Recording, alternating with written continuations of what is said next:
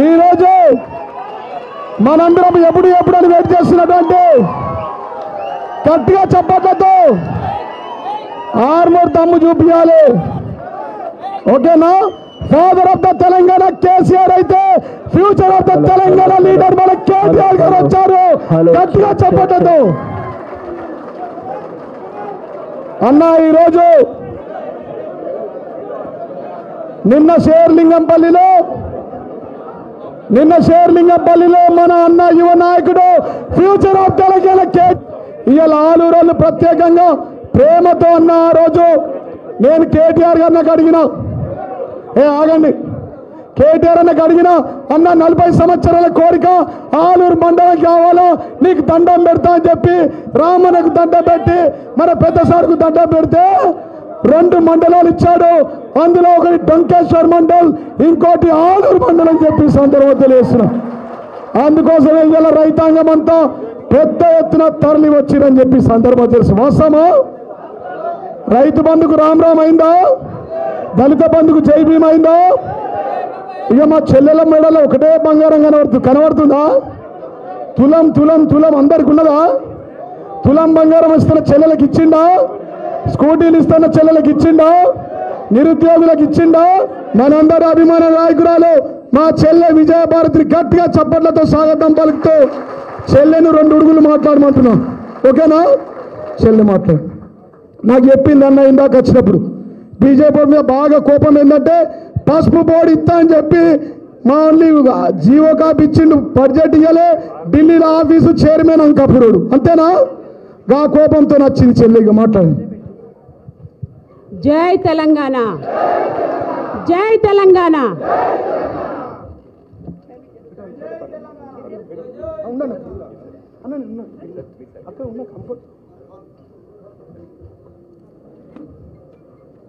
వేదికను అలంకరించిన పెద్దలందరికీ చాలా షార్ట్ టైం ఇచ్చారు కాబట్టి పెద్దలందరికీ, నా పితృ సమానాలు, నా అన్నదమ్ములందరికీ, అమ్మ సబితమ్మకి, ఇక్కడున్న పెద్దలందరికీ నా హృదయపూర్వక నమస్కారాలు.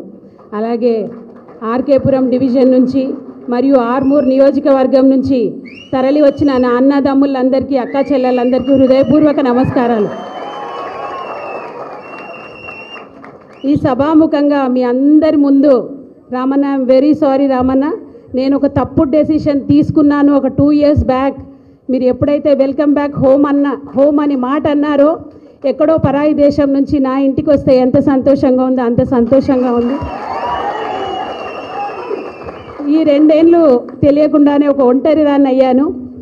అటు ఆర్కేపురం అన్నదమ్ములందరూ నా ఎలక్షన్లో ఎంతో కష్టపడి, అక్క చెల్లెళ్ళందరూ ఎంతో కష్టపడి, సబితమ్మ అయితే ఇంకా సొంత కూతురు నిలబడితే ఎలా కష్టపడతారో కష్టపడిన వాళ్ళందరినీ వదిలేసి, అలాగే ఆలూరు గంగన్న అభిమానులు, ఇక్కడికి వచ్చిన ప్రతి ఒక్క ఆర్మూర్ నియోజక కార్యకర్తలు నాన్నతో ఉద్యమంలో పనిచేసి ప్రతి ఒక్కరు ఒక 3 రోజుల నుంచి కాల్ చేస్తున్నారు, ఆలూరు గంగన్న బిడ్డవు నువ్వు గా పార్టీలోకి ఎట్లా పోతావమ్మా అని.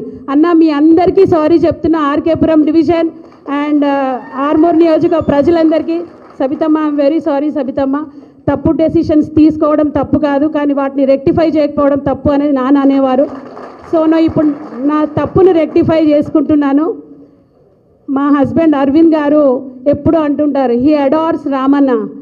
రామన్న అంటే అరవింద్ గారికి చాలా అభిమానం. వద్దు వచ్చేసే అంటే నేను అప్పుడు కేవలం ఆలూరు గంగన్న బిడ్డగానే ఆలోచించాను. ఐఎమ్ వెరీ సారీ అండి. ఇప్పుడు ఇందాక జీవనన్న చెప్పాడు, రాష్ట్ర ప్రభుత్వం కేంద్ర ప్రభుత్వం మధ్యలో మన తెలంగాణ ప్రజలు ఎంత నలిగిపోతున్నారో చెప్పారు. కాబట్టి ఇవన్నీ చూస్తూ ఊరుకుంటే నేను ఒక రైతు బిడ్డని కాదు.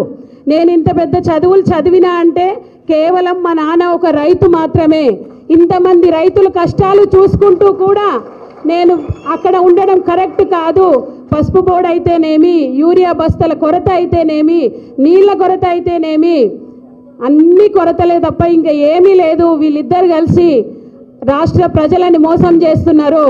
ఉద్యమం మళ్ళీ ఒకటి రావాలి అంటే బీఆర్ఎస్ పార్టీ కేసీఆర్ ఆధ్వర్యంలో ఖచ్చితంగా మనమందరం ముందుకు రావాలి అని నిర్ణయించుకొని వచ్చాను.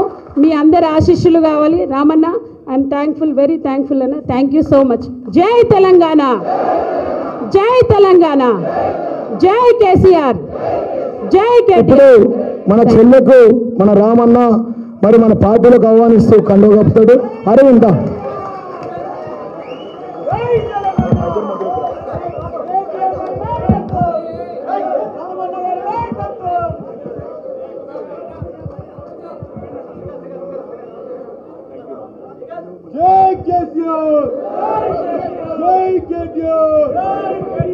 ఇప్పుడు మన చెల్లె మంచిగా చెప్పింది స్వీట్ అండ్ షార్ట్ గా. అరవింద్ ఇక మన ఊరాళ్ళకి ఈయన ఆర్కేపురం అంటే ఏళ్ళు అంటున్నా, ఈయన ఎక్కువ రాలేడు, చాలా తక్కువ వచ్చింది మన దగ్గరికి అన్న. ఇప్పుడు జై తెలంగాణ, జోహార్ తెలంగాణ మన వీరులకు. ఈరోజు ఈ కార్యక్రమానికి సభా అధ్యక్షత వహిస్తున్న నిజామాబాద్ జిల్లా అధ్యక్షులు, అదేవిధంగా ఆర్మూర్ మాజీ ఎమ్మెల్యే జీవన్ రెడ్డి గారికి, అదేవిధంగా మన అందరికీ తల్లి సమానురాలై మహేశ్వరం నియోజకవర్గాన్ని ఎంతో అభివృద్ధి పథంలో నడిపించిన అమ్మ సబితా ఇంద్రారెడ్డి గారికి, అదేవిధంగా వేదిక మీద ఉన్న పెద్దలందరికీ, అదేవిధంగా నా అభిమాన నాయకుడు, మనందరి అభిమాన నాయకుడు, ఈరోజు మమ్మల్ని ఆశీర్వదించడానికి రామన్న చేతుల మీదుగా ఈరోజు మేము టీఆర్ఎస్ పార్టీలో రావడం చాలా సంతోషంగా ఉంది.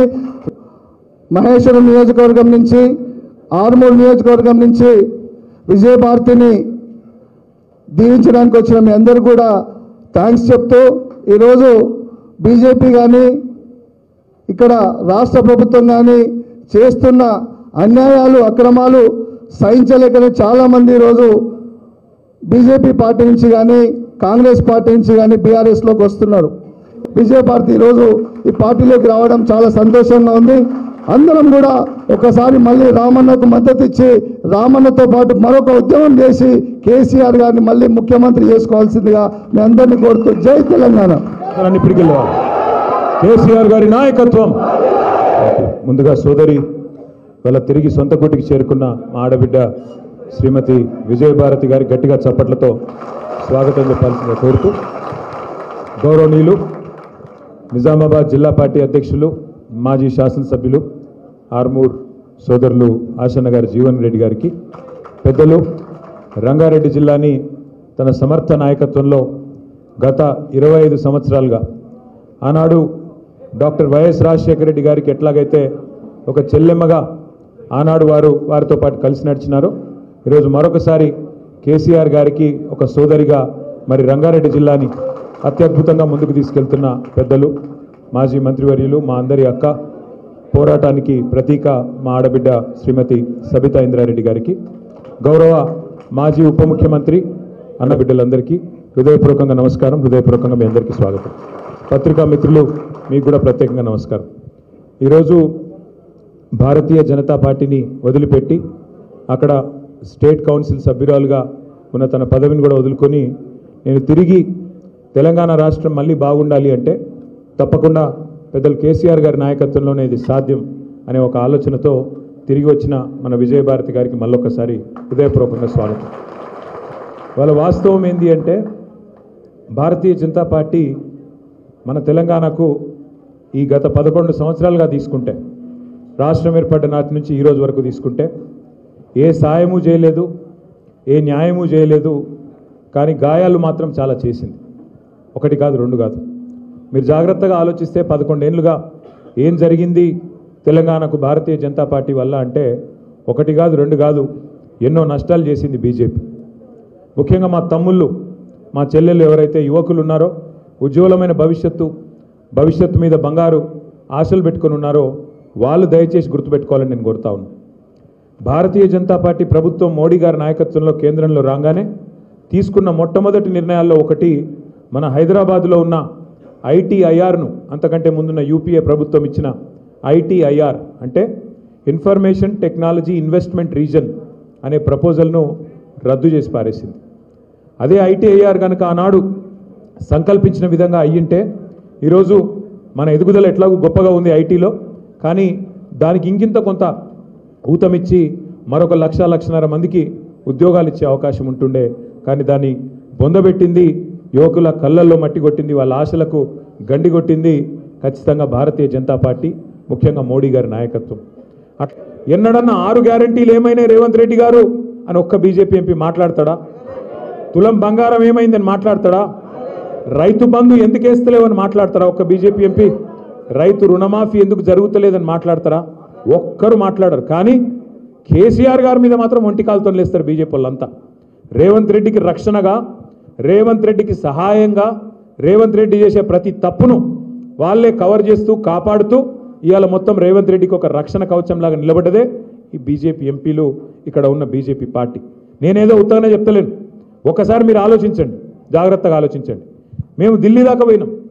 రేవంత్ రెడ్డి గారు ఆయన బావమరిదికి 1137 కోట్ల కాంట్రాక్ట్ ఇచ్చిండు మీ కేంద్ర ప్రభుత్వ స్కీమ్లో. మీ జాతీయ పార్టీ అక్కడ ప్రభుత్వం ఏదైతే ఉన్నదో కేంద్రంలో మీరు ఒక అమృత్ అనే ఒక పథకం తెచ్చిండ్రు. దానివల్ల పట్టణాల్లో మంచినీళ్ళు ఇవ్వాలని పథకం. ఆ పథకంలో ఏ అర్హత లేకపోయినా, సాంకేతిక అర్హత కానీ ఆర్థిక అర్హత కానీ లేకపోయినా రేవంత్ రెడ్డి తన బావమరిదికి 1137 కోట్ల కాంట్రాక్ట్ ఇచ్చిండు అని ఆధారాలతో సహా కేంద్ర ప్రభుత్వానికి మేము కంప్లైంట్ చేసి వస్తే ఈరోజు వరకు ఉలుకు లేదు, పలుకు లేదు, దున్నపోతు మీద వానబడ్డట్టే ఉన్నది తప్ప ఇప్పటి వరకు స్పందన లేదు. అట్లాగే ఇదే కాదు, అట్లాగే ఎంత ఘోరం అంటే అక్కడనేమో రేవంత్ రెడ్డి గారి బావమరిదికి కేంద్ర ప్రభుత్వంలో బీజేపీ వాళ్ళు వర్కులు ఇస్తారు. ఇక్కడనేమో బీజేపీ ఎంపీకి 1300 కోట్ల వరకు మహేశ్వరం నియోజకవర్గం, కల్వకుర్తి నియోజకవర్గంలో అక్కడ కొత్త రోడ్ వేస్తారట, 350 ఫీట్ల రోడ్డు. ఆ వరకు బీజేపీ ఎంపీకి రేవంత్ రెడ్డి గారు ఇస్తారు. ఇంతకంటే మంచి దోస్తాను ఎక్కడైనా ఉంటుందా? అక్కడనేమో రేవంత్ రెడ్డి బావమరిదిని కాపాడతారు, ఇక్కడనేమో బీజేపీ ఎంపీకి ఎర్ర తివాచి పరిచి మొట్టమొదటిసారి కాంగ్రెస్ ప్రభుత్వంలో బీజేపీ ఎంపీలకు కాంట్రాక్టులు. దీని అర్థమైంది. మరి అర్థం చేసుకోవాలి మనం కూడా. సివిల్ సప్లైస్లో బియ్యం కొనుగోలులో కుంభకోణం జరిగింది అని ఆధారాలతో సహా ఈడీకి కంప్లైంట్ చేస్తే అక్కడికి ఎవరు రారు. ఏ ఈడీ మాట్లాడది, కేంద్ర ప్రభుత్వం మాట్లాడది, ఒక బీజేపీ ఎంపీ మాట్లాడాడు, ఒక బీజేపీ ఎమ్మెల్యే అంతకంటే మాట్లాడాడు. ఇంకా ఘోరం ఏంటంటే ఇక్కడ కంచెకచ్చిబౌలి భూములు మీరు చూసి ఉండొచ్చు, హైదరాబాద్ సెంట్రల్ యూనివర్సిటీ భూములు. అందులో రేవంత్ రెడ్డి గారు దుర్మార్గంగా 100 ఎకరాల అడవిని నరికేస్తుంటే ఇక్కడ ఉన్నోళ్ళు పట్టించుకోలే, ఇక్కడ ఉన్నోళ్ళే చేసినది.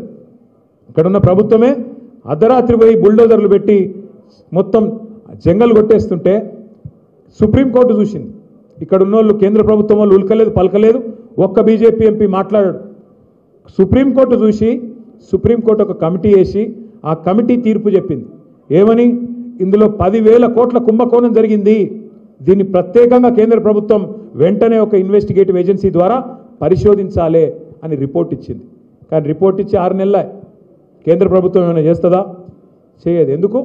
బడే బాయ్ చోటే బాయ్, బడే మియాతో సుబానలా, చోటే మియా మాషాల్లా ఏదో అంటారు కదా, ఒక అట్లున్నది కథ ఈరోజు. అంటే పైనున్న ఆయనేమో ఆయన కథ ఆయనది, కిందున్న ఆయన కథ కిందున్న ఆయనది. ఎట్లుంటాయంటే ఇద్దరికి చాలా పోలికలు కూడా ఉన్నాయి. బడా మోడీ చోటా మోడీకి చాలా పోలికలు ఉన్నాయి. పైన బడా మోడీ, ఇక్కడ చోటా మోడీ. పైనున్న ఆయన అంటాడు 2 కోట్ల ఉద్యోగాలు ఇస్తా అన్నాడు. ఎవరు? మోడీ గారు. సంవత్సరానికి 2 కోట్లు. ఇక్కడున్న ఆయన ఏం చెప్పిండు? 2 లక్షల ఉద్యోగాలు ఇస్తా అన్నాడు. పెద్దోడు పెద్దగా చెప్పాలి, చిన్నోడు చిన్నగా చెప్పాలి. కాబట్టి ఆయన 2 కోట్లు అంటే ఈయన 2 లక్షలు అన్నాడు. ఆయన ఇయ్యలే, ఈయన ఇయ్యలే.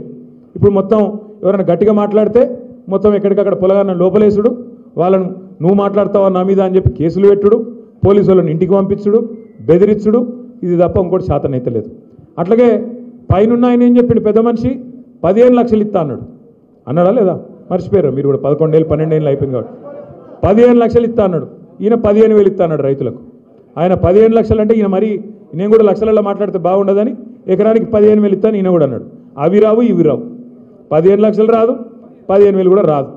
అట్లా చూసుకుంటూ పోతే బడా మోడీకి చోటా మోడీకి చాలా ఉన్నాయి. ఇద్దరు కూడా విమర్శ చేస్తే ఊకోరు. ఆయన ఈడీ పంపుతాడు, ఈయన ఏసీబీ పంపుతాడు. ఆయన ఏమన్నాడు? గట్టిగా మాట్లాడినావు అనుకో, ఫార్ములా ఈ అని ఒక కేసు పెట్టిండు నా మీద. అరే నేను ఖుల్లా చెప్తున్నారా భయ్, హైదరాబాద్ కోసం ఒక మంచి పని చేసిన దానికోసమే తాపత్రయపడ్డా తప్ప అందులో అవినీతి లేదు, మన్ను లేదని చెప్తే ఈయన లేదు, కేసు పెట్టిరు. ఇక నేను ఓపెన్గా చెప్పిన, రేవంత్ రెడ్డి సాబ్ నీకు బాగా కోపం ఉంది నా మీద, ఒక పని చేయి,